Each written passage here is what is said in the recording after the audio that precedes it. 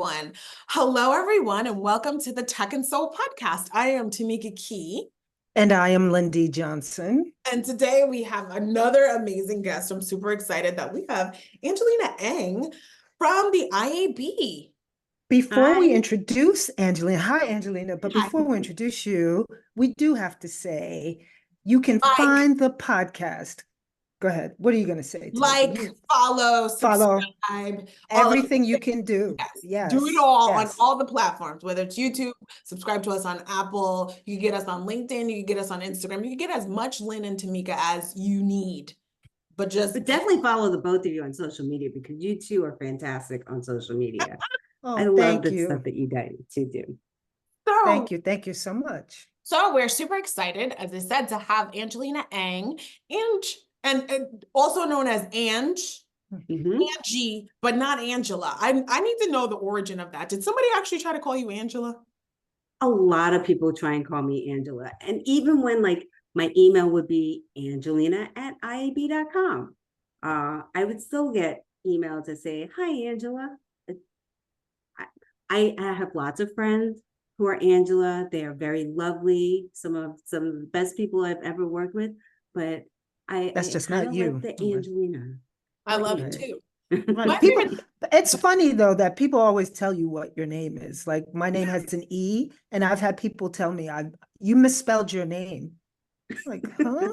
What I love is when you spell my name, like you send me an email and you've written my name in the email, but then you write my name wrong. And it's anyway, that's a whole exactly. That's what I'm saying.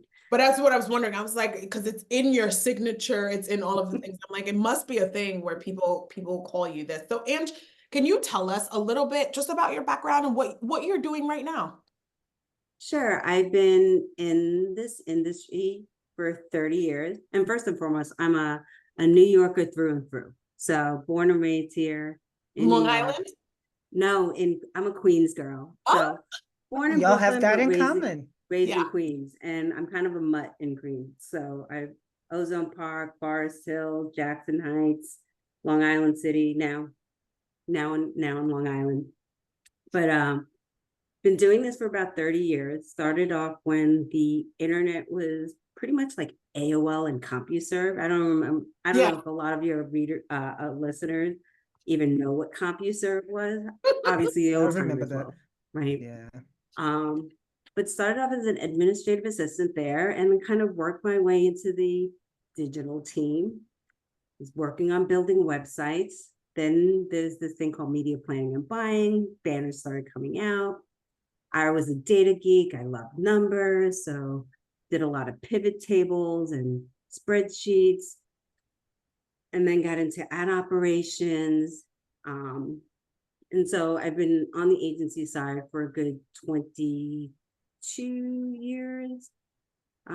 Did some time at Morgan Stanley. So my first stint as with the official title of data platforms and analytics. So my official analytics title there. And then headed over here at IAB.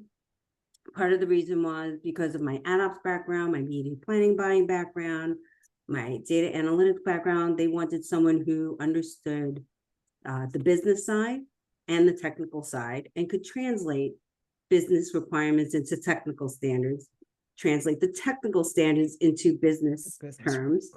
And so I was hired under the IAB Tech Lab first, but then focused on really the business side. So switched over to IAB side, and now leading the the measurement, adjustability, and data center.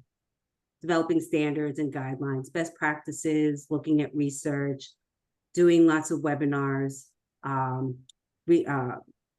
interacting with our members around all things data collection, aggregation, transformation, and measurement and adjustability. I think one of the reasons that I love talking, that's one of the reasons that I love talking with you, and I love the meetings that you lead, because you have the high level business operations perspective, right? Like you can look across the landscape and see how it might affect publishers, how it might affect buyers, but you also have the ad ops background. And like, that's the thing that's always, because, you know, at SIM, a lot of the studies that we do are very high level conceptual. And like, I, in the meetings, I'm often like, that's cool. I love that we want to sort of implement a watermark. I think this sounds amazing. How is it actually going to be implemented? Who is adding this tag? And like, should we possibly talk to the people who have to manage the tech before we make these decisions and sort of go around that? So I didn't know that you had the AdOps background, but that makes so much sense. I remember I met you when you were at Merkle, and I worked with Doug. Shout out to Doug Weaver in the Seller Forum, but I worked with Doug, and you came in and spoke at the Seller Forum. The Seller Forum was an event that was focused on media sellers and sort of helping the sales teams kind of, hone their messaging and figure out. And I remember you came and spoke, and I feel like that was like 2013, and you were talking about data and programmatic then. Yeah, I think that was called the What the Fuck is Programmatic Guaranteed and Private Marketplace Deal. And we're still talking about that. What are they? The WTF series that he had, yeah. Now I think, yeah, so, and I love Doug. No, go ahead. What were you going to say? You were going to say something else there. What was that? Oh, about no, programmatic. And, I have lots of things to talk about programmatic, but I don't know, let's keep moving. Glenn, what were you gonna say? I feel like you were gonna ask something. No, before that, I remember a couple of months ago, you had some type of measurement and attribution event or forum. And couldn't you talk about what some of the high level ideas that came out of that? Like, what were your big takeaways from that event? I think I remember you writing about it on LinkedIn, but. Yeah, it was the Measurement Leadership Summit. It was our first official full day event. Dedicated to measurement? Dedicated to measurement. We've always had like measurement in our, sprinkled throughout most of our events, like the Video Leadership Summit, the Audio Leadership Summit, ALM, Connected Commerce, right? There's elements of measurement in a lot of those discussions, but given all the changes that we're hearing and seeing in the marketplace around deprecation of cookies, first-party data, user consent, privacy, we felt that it was important to bring together some high-level executives from the buy side, from the sell side, from the tech side, and talk about what's happening in the landscape, what do they need to know, how should we be approaching it, and what is the role of IAB, right? So when I say how should we be approaching it, how should we as an industry be approaching it? What's needed? And we covered a lot of stuff. First and foremost, I think there is, and we released our State of Data report, which is all around how our industry is adapting to all these privacy changes and a privacy by design landscape. And what's interesting is that a lot of people were, here they know about Privacy Sandbox, but if you really talk to like a majority of folks, they hear topics, they hear about Pledge, they hear about, PAPI, but they really don't know what the true, like how they truly work. What is PAPI? I don't even know what that is. Protected Audiences API. I think internally at the Tech Lab, we started calling it PAPI, and then everyone in the group calls it PAPI. Even the Google team was like, what's PAPI? Now they know. I called it that as soon as I saw it, because, being a New Yorker, I was like, oh, PAPI, right? So.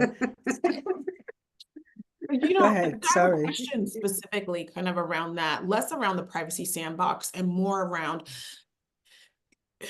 and bear with me as I kind of try to tease this out. So much of the news around Google's new AI-infused search, right, is, so many publishers are concerned because they're like, our traffic is going to drop. It's practically embracing the it's going to raise the MFA sites up in the feed, higher. And publishers are very concerned about how AI-infused search is going to hurt their bottom lines. But I started thinking about measurement and attribution in particular, and how much search data feeds into kind of attribution models. Like we at SIM, we had the Hills Pet woman from Hills Pet did a presentation for our members the other day, and she showed how they're using data, how they're using clean rooms. It was amazing. There was one slide where it showed like the top data source of their attribution model. And the top data source, or the top driver of sales for one case study, and it was search.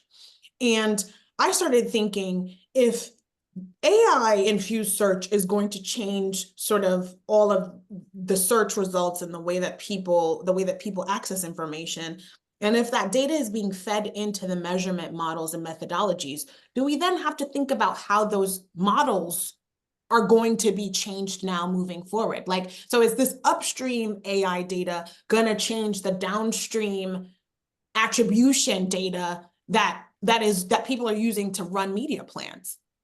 I think there's still a role for traditional, what we'll call search today, traditional search. I do think, and I was thinking about this yesterday, so I may not be in the popular group with this response, but if you think about AI and search as a consumer, this is great, right? Right? And isn't it all about providing consumers with the information that they need and making it easier? Because in a lot of cases, it's painful to find the information that you want right now.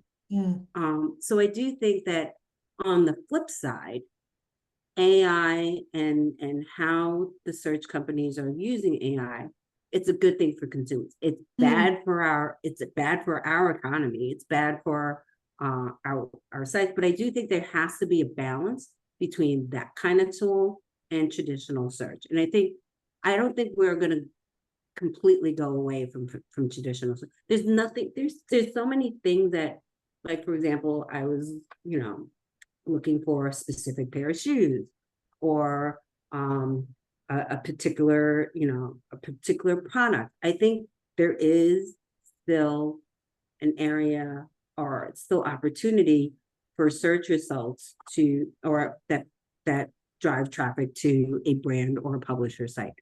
I don't know if should rely on AI to just encapsulate all the news into one search query. I want to know what CNN has to say.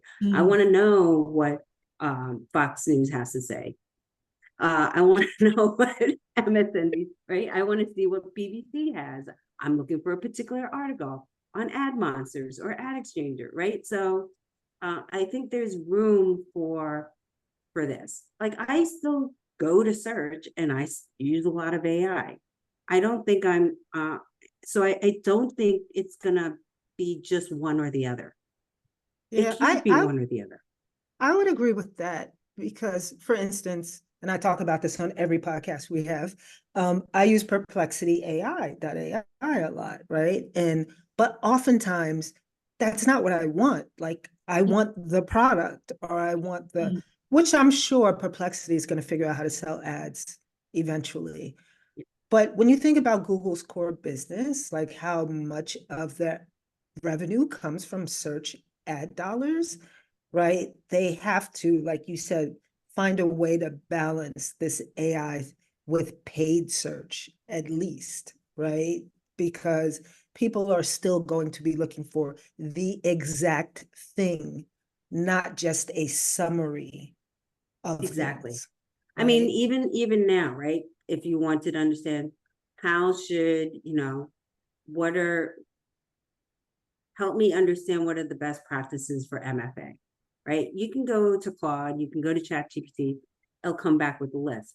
But I want to read from some, like, exactly what are some of the use cases, what are experts saying, and articles coming from, like I said, Ad Monsters, Ad Age, DigiDay, right?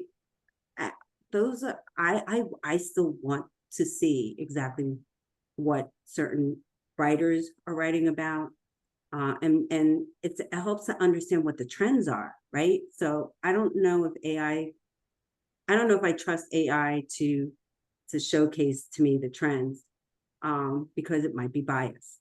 It most likely is.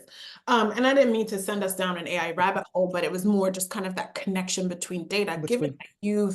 Given that you've spent your career kind of working with data, one question I have for you is, are we actually better off and smarter? Right? If you think back to your Merkle days, or you think back to your Morgan Stanley days when you were doing analytics, like, are we actually, are publishers better off? Are marketers better off? Do we actually know what we're doing with all of this data? I don't think so. I think we collect a lot of data right now, and I don't think that there's enough emphasis on data quality and data validation, and making sure that the data sources are structured in a way that would make it easier downstream to use it. Mm-hmm. We have a lot of platforms that are calling things different labels, different taxonomies. We have, if you think about an ad server, and the most popular ad servers that are out there, placement name, campaign name, creative, it's an open field. You can put anything you want in those fields. There's no structure in that. Yes, there's some columns that you can select, like what's the ad size, but there's really no structure. We've got the IAB Tech Lab content taxonomy, audience taxonomy, product taxonomy, but that doesn't get its way into an agency's ad server data, right? So when a brand or an agency is evaluating campaigns and they want to slice and dice that information, it is based on custom taxonomies, like how they structure. And guess what? There's a lot of human error in that. But like, do you call, let's just say, as an example, you can say the New York Times, that's a news site, right? But in the placement, it's all about food and entertainment, and it's recipes, right? It's a food and recipe content. It is not a news content. Mm-hmm. And so we don't have clear data signals that go into the data set that marketers can use to actually start slicing and dicing information. Let me see how my ad does against food content. Let me see how it does against comedy, right? You can use those signals in the bid stream for brand safety, ad verification, and for, and signaling the types of content that you want to run on or exclude on, but that information doesn't go downstream into the ad server. So I think there's something in terms of reevaluating or encouraging our industry to figure out how to embrace some of these taxonomies that exist, mm-hmm. and making sure that it's fully exposed in the ad tech stacks. There's also an opportunity for us to update and reevaluate these taxonomies. And then I think we can start talking about quality of data. Because a lot of the data, to my is not quality. And that's like day in, day out when I was on the ad op side. That's all we did was correct the information. Back end, fix it. Front end, fix it.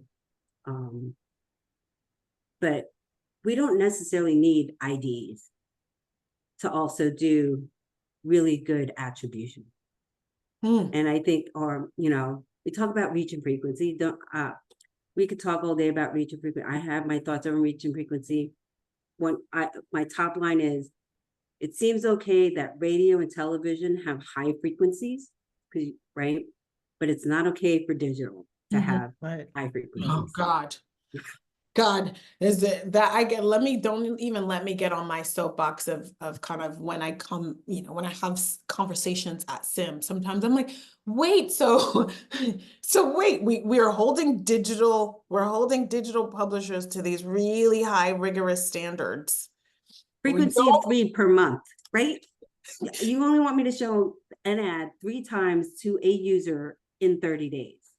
But on TV, in the same ad pod, I see the same ad 3 times in a row. Like the hypocrisy is the hypocrisy.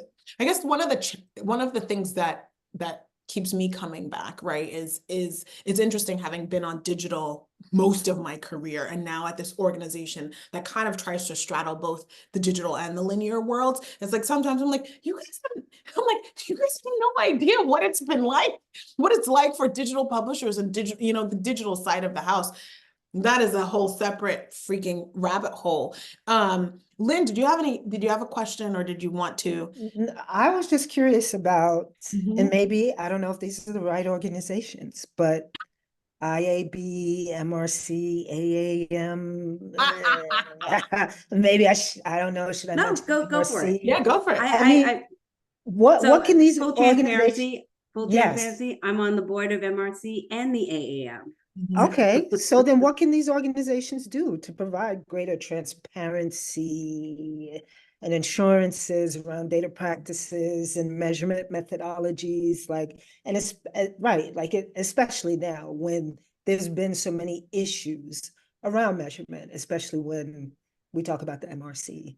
So the MRC, I think there's this perception, and I don't really want to speak for the MRC because I'm not on the MRC, but really they were created because the government needed a external, unbiased party to audit companies and around their claims of how they were measuring ads, right?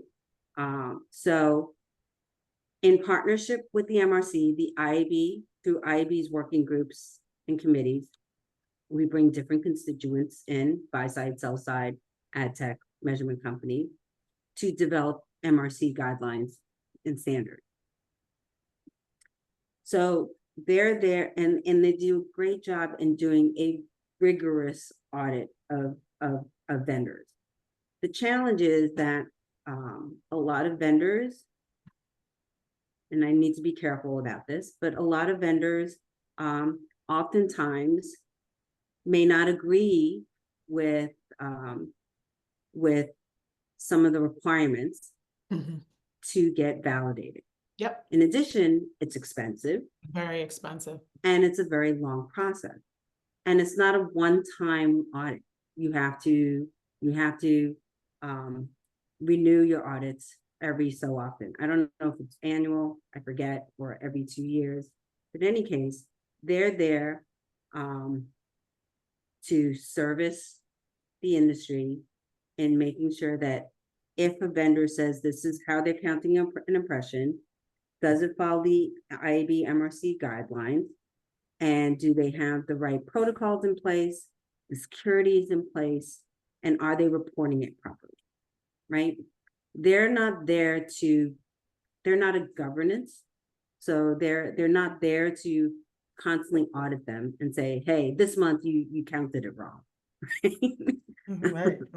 The AAM does very similar services in which they support TAG and the IAB Tech Lab on their compliance program. Very similar, podcast measurement and seller-defined audiences and such. I would love to see an organization that actually audits true data signals on an ongoing basis. And you may not like this, Lynn, but maybe perhaps we also need a body that actually audits the signals that the publishers are passing through. I do like this. I do like this. And I think there's an opportunity for where our publishers claiming it's in-stream versus out-stream. Is that correct, right? Are they when they're passing over content signals, rather than having the SSP, DSP, ad verification companies leverage AI or natural learning processes to retransform their content category into IAB Tech Lab, that everyone leverages the same language? Like, see what I mean? Like, there's a lot of stuff that happens where especially websites, publishers, brands, where they create their own taxonomies, their own content taxonomies, their own data layer structure, their own Omniture, Google Analytics structure, it's not consistent from site to site. Mm-hmm.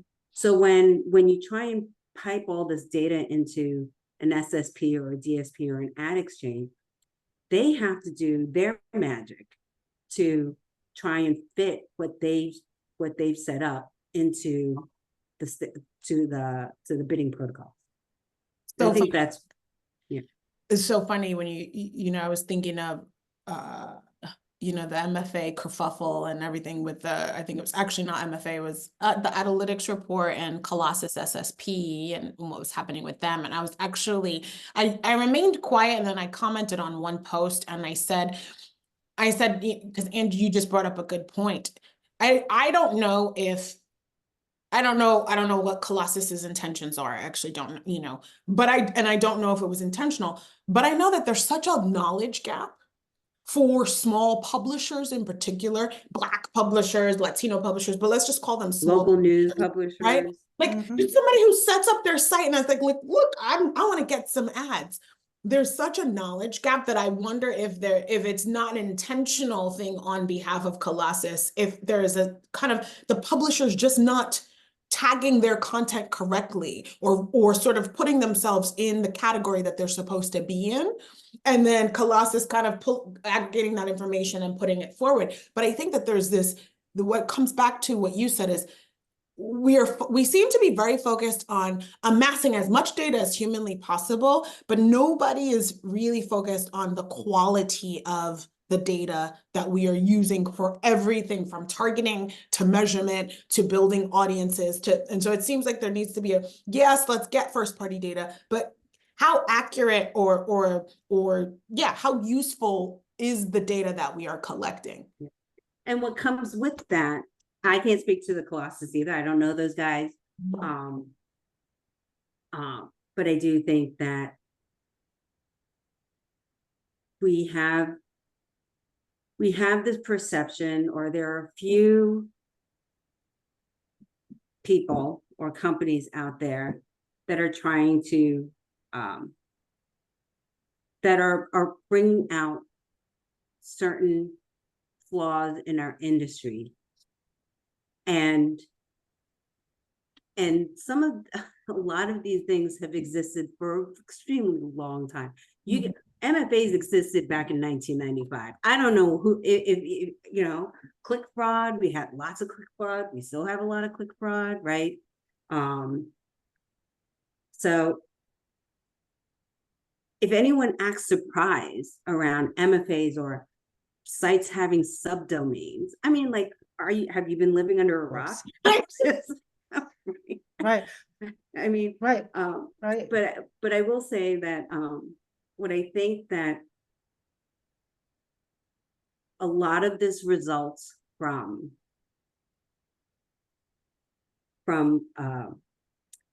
a lack of thought leadership, a lack of expertise in our industry. There's a lot of companies deploy and have very understaffed groups, right? We love hiring junior folks who are great, right?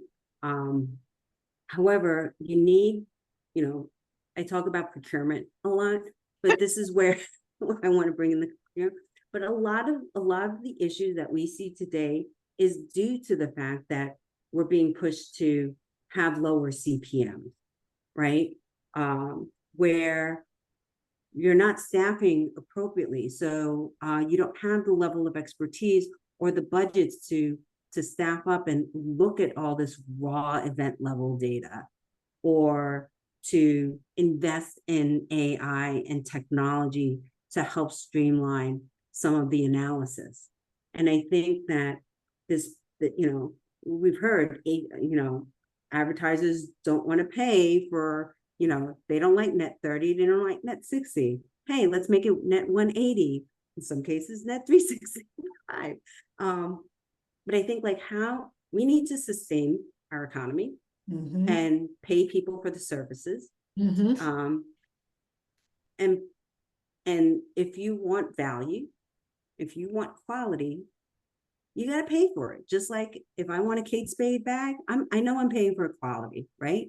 But if I want to go to, if I want to go to the five and dime store and pick up a purse for $10, it looks like a Kate Spade, but guess what? It's not. I think from that's Canal Street. Canal Street. I think that's a perfect segue, into another piece, because we were definitely deep in ad tech land and the weeds land, and so we talk about that on our show.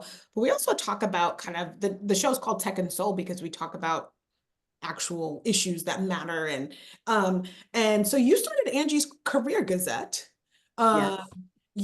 Which is a resource for people looking for employment, people sort of, what was the impetus behind that? Is it just like you saw all the layoffs due to procurement, you saw all the layoffs and were like, I need to do something? Can you talk a little bit about kind of where that came from? A couple of things. I mean, I already had like a large network, friends like you, and lots of people that I knew at the trade desk, at Media Math, on the agency side. And we were hearing about these layoffs. Mark Goldberg, I think, for some of you that know, he's been in this industry for a long time. He started this pay it forward kind of concept where he would post jobs that he saw throughout his network and post it on LinkedIn. I followed suit, but then I started getting calls from friends like, okay, are there any job opportunities that you heard of? And I was like, I'll try, but I really can't, now I've got like 50 people asking me. I can't remember, which job to send out. So I had this idea of putting together the Gazette, but I was also giving them advice. How to, the first thing I was like, let me look at your LinkedIn. And I would say 8 out of 10 cases, like, your LinkedIn page needs some work. It's very nice, but you on the beach is not really appropriate, right? You've got that gray standard LinkedIn background. There's no substance. All your posts that you talk, all your posts that you see, it's like congratulations or great job or right. I was like, grow your network, invest time in branding yourself. And then a little selfishly, I've got a lot of IAB events, IAB papers that we produce. We do a lot of great work that I think that also, if you're looking for a job or if you're looking to upskill you need to know what's happening in the marketplace.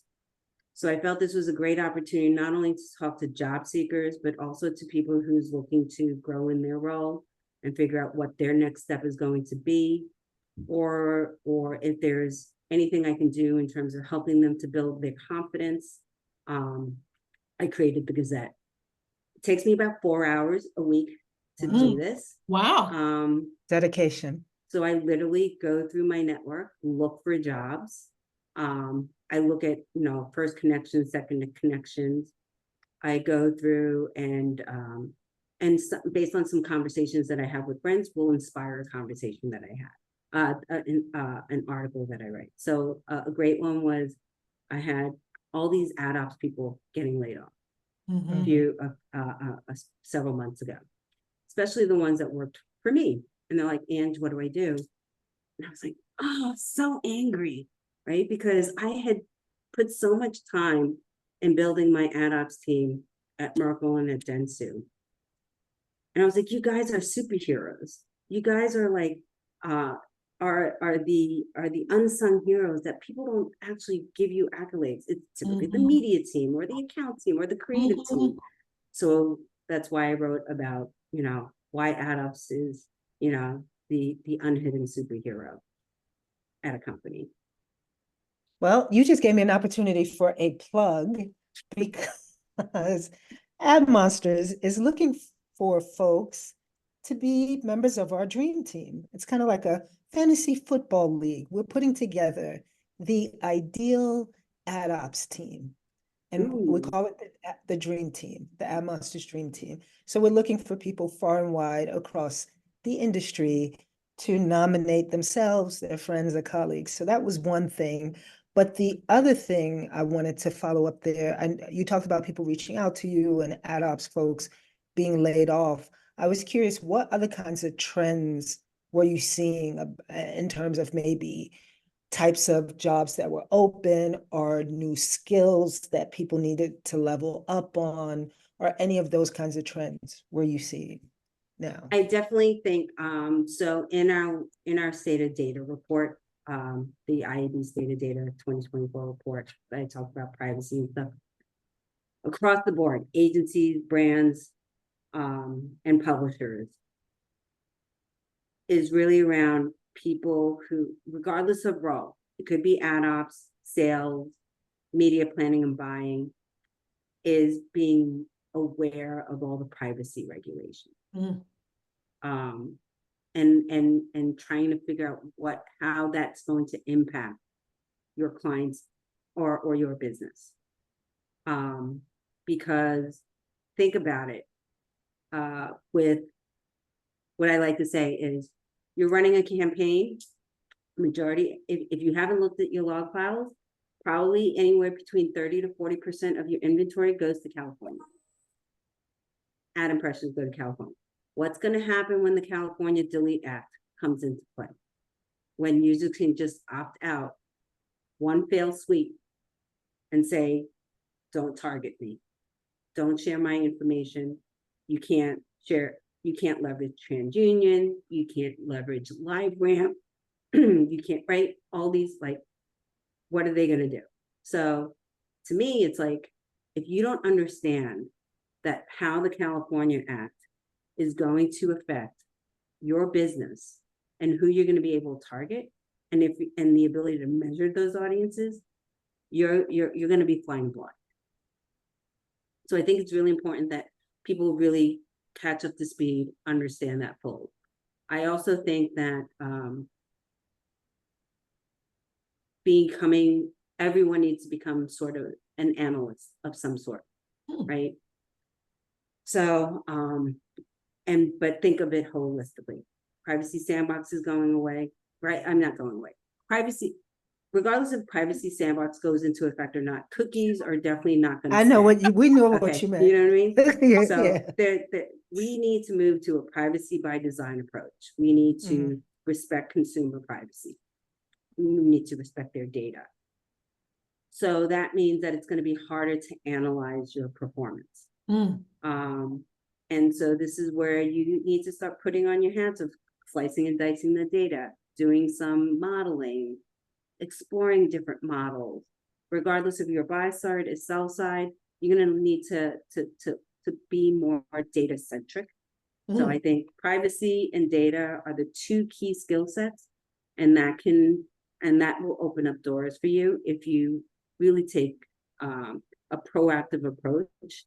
Because if you can prove to your manager, you can prove to a company that you're applying for, that you have these, have a point of view or recommendations in mind, I think you're probably going to be more attractive to them. That's so interesting. Sure. That's retail media networks, right? CTV, like all these areas is going to be fraught with privacy and identity. What? Angelina, oh my God, I can't believe you just said that about retail media networks. Apparently, there's going to be problems with retail media networks. Aren't they the best thing since sliced bread? I don't think they're moving forward without CTV. Is that correct? What do you think? I think they need CTV badly.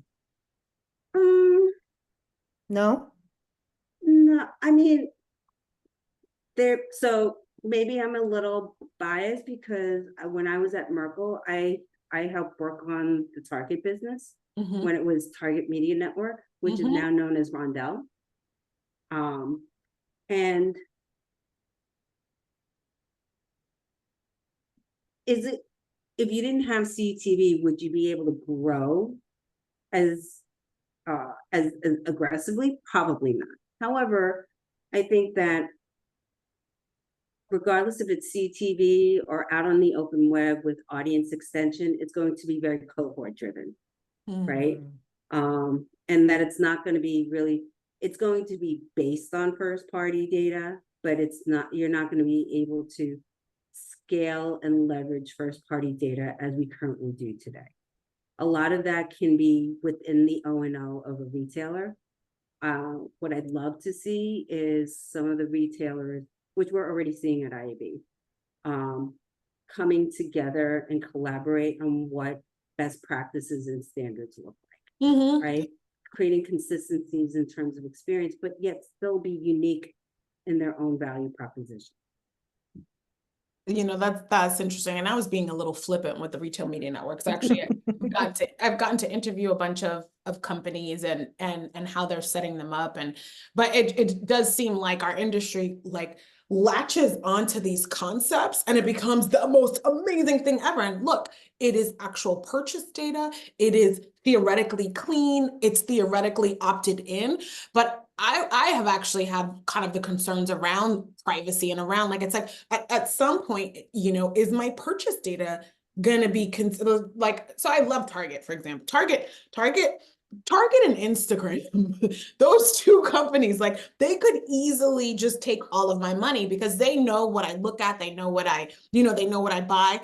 And I wonder if does Target actually work with Meta, but like at a certain point, like, should Target be able to do what it wants to do with the data, with my purchase data, right? And again, I feel an affinity for the brand because I feel like I get value from Target, but will I feel the same affinity if I know that Roundel is selling my data to someone else to allow them to target me somewhere else? And I don't know, right? If they're selling data to a brand that's in the store to help me buy a brand within Target, fine. But like if they sell it to, I don't know, somebody else and to do an out-of-home billboard or something, like I guess, how do we start to think about, Angelina, I think you said a really good thing in terms of thinking about things from a privacy first perspective. How do we do that as an industry when, again, we are super hyping up all of these other companies that just want to sell our data? I think we need to be transparent. I know it's an overused word, but I do think that we need to provide consumers with choice and transparency. And that's not read this privacy terms and conditions and just because you say accept, we can do anything with your data. Right. I think it needs to be, hey, we've created a profile, a page with your profile and your preferences. Check off exactly what you want, what you need, what's okay to do. Are you okay with us? Even being transparent. Can we use this data based on your purchasing behavior for music and target you on Spotify or Pandora? Right? Yes or no? Are you okay with, with us giving you offers directly from Procter and Gamble? Yes or no? Are you a pet owner? What types of coupons would you like for dogs or for cats? Right? I think that's what we need to do. I think it's also who we're sharing that partner with. Are you okay if we target you on Facebook? Right? Can we target you on Instagram? Would you be okay with that? What we don't do is say who we share it with. And I think we're going to have to get to a point where we do have to say who we share it with. May not happen in the next 2 years, but maybe in the next 5, 7. Aren't some of these regulations going to be requiring that anyway, that it has to be communicated to the consumer who the data is being shared with? So, but I also just want to make sure that the people in podcast listening land, tech and soul land, have really understood what you said. It's not enough to just get consent, that we also need preference within that consent. I think right? so. Okay, I just want to make sure. I like that. Do you want diet ads, right? Do you want, do you want shampoo ads? Like, I don't know. Do you want ads from L'Oreal? I like, I was watching, I think it was on Hulu. Yep, ad choices. Yeah. Now, right now it's the same advertiser. So which of these 3 commercials would you like? But I wouldn't mind if I thought, like, here's a L'Oreal, here's a Geico, and here's a Poland Spring one. So which ad would you like to see? from And a, you know, from a, I want to go even up higher one level than that, because I talk to my spouse a lot. He's not in our industry, and he, you know, he's getting up to speed on things like frequency capping and those kinds of things. But the other day we were joking, and I was like, you know, I can't deal with freaking capitalism, and we just want to monetize everything, and can't we just exist? And he's like, says the person who works for an industry that exists to just get people to buy and sell things. And I was like, ooh, but like, so when you zoom out, right, and you look at your role at IAB, and you look at what IAB does, and you look at sort of how things are changing from a privacy standpoint, do you feel like our industry has a soul? And like, can we actually give consumers this preference and this choice, right? Can the ad industry actually do right by consumers, or are we just going to continue to, I know that was like super. That just reminds me of the Mitt Romney thing, like corporations are people too. Yeah. But yeah, you know. But you know what, I think I think that our industry does have a soul. I think there are a fair majority of the companies that are in our space want to do right. There's just pressure when it comes to P&L and revenue. Procurement. It's procurement. It's back down to procurement. Sorry, procurement people. And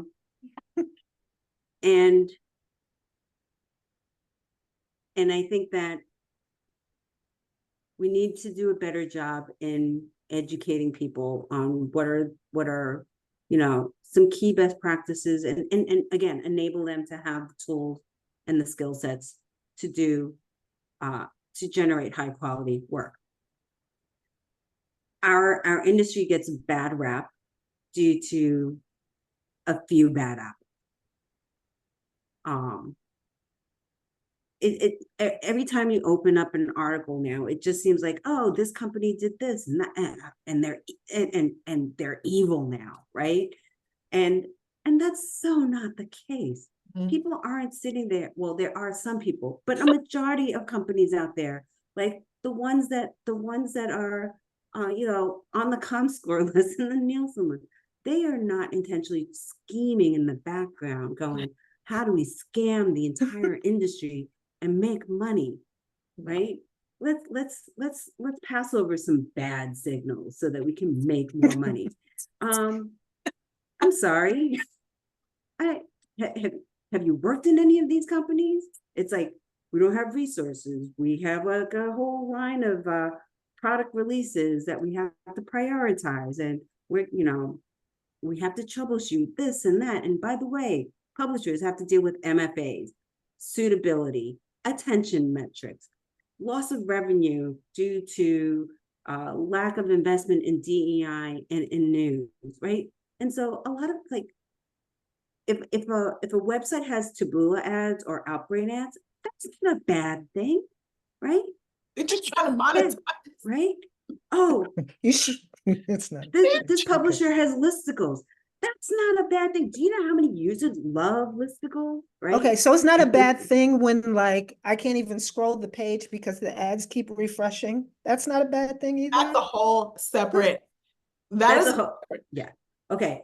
I think there can be guardrails around ad refreshes. Okay. There was so